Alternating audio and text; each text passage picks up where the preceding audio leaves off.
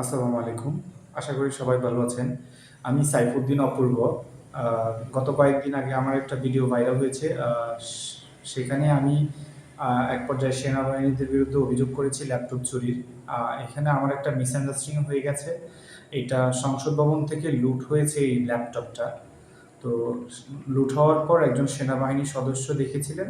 তো এখানে রাষ্ট্রের গুরুত্বপূর্ণ তথ্য থাকতে পারে বলে তিনি এই ল্যাপটপটা তিনি নিয়ে নিছেন। এটা উদ্ধার করে তিনি দিবেন। জমা দেওয়ার আগেই কেউ একজন ভিডিও করেছে, আর সেটা দেখে অনেকেই ভুল বুঝেছে বাংলাদেশ সেনাবাহিনীকে। আমিও সেই ভিডিও দেখেই ভুল বুঝেছি।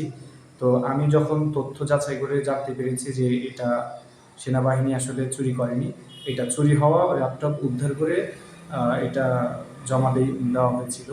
তো সেজন্য আমি বাংলাদেশ সেনাবাহিনীর সদস্যকে ধন্যবাদ জানাই। আর আমাদের এই মিস্টেক হওয়াতে সেনাবাহিনীর ইমেজ নষ্ট হওয়ার সম্ভাবনা তৈরি হয়েছে। তো এই জন্য আমি আন্তরিকভাবে দুঃখিত। আমি সেনাবাহিনীদের কে যে অভিযোগ করেছি সেটা আমি প্রত্যাহার করে নিলাম।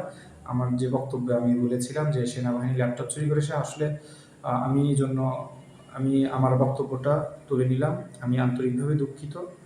অ্যান্ড বাংলাদেশ সেনাবাহিনীর বহির্বিশ্বে বাংলাদেশকে যে সম্মানিত করেছে, জাতিসংঘ ইউএন মিশনের সবচেয়ে সফল সেনাবাহিনী বাংলাদেশি আর্মি, এবং সারা পৃথিবীতে বাংলাদেশ সেনাবাহিনীর সফলতার কথা সবাই জানে।